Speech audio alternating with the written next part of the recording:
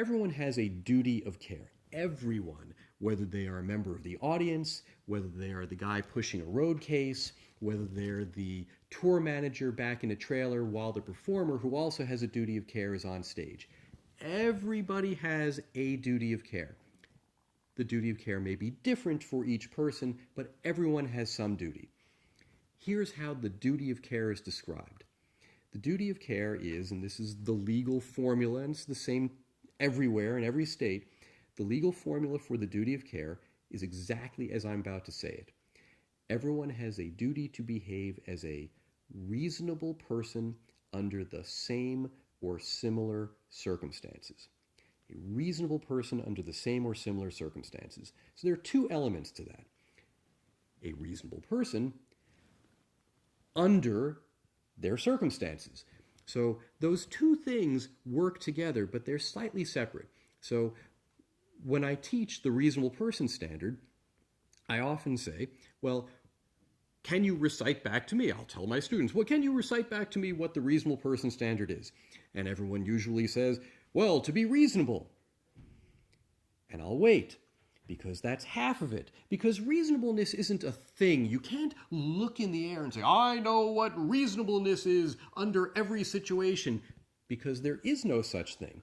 Reasonableness is a function of context. You only know what's reasonable if you know what circumstances, what facts exist for any given situation.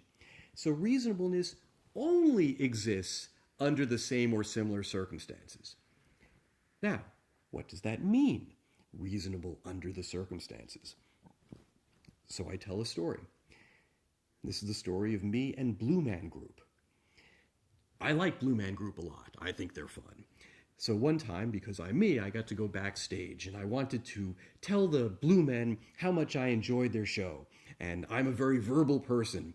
And I started talking to the Blue Man and I was telling him how great the show was and how much I enjoyed the pipes and percussion and the music and the clever stuff before the show. And he looked at me and he wasn't saying anything back, and I'm just flooding the air with my words, and he's not saying anything, and he's looking at me, but he's saying nothing. And finally I realize I'm violating a basic principle of law here.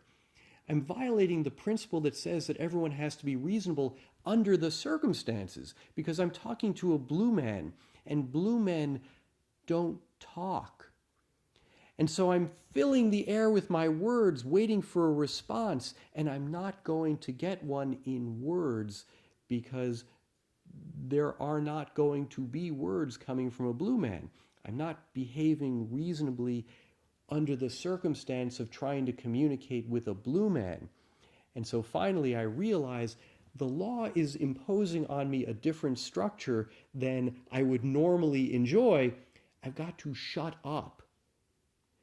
And instead of talking, I finally close my mouth and I use my eyes. And we start communicating this way. And I don't know what we were communicating, but we were having a moment. And it was a rich moment. It was great. And so the reasonable person standard requires everyone to behave reasonably under their circumstances, whether those circumstances are a show with a full house on a GA floor or backstage trying to communicate with a blue man. Every set of circumstances, all the facts that go into the circumstances of any given event, all of those facts matter. There is not one reasonable thing. You can't turn it and say, yes, I understand what's reasonable all the time. Reasonableness is a construct. It's a construct of all of the facts of any given event. Just like me trying to communicate with a blue man.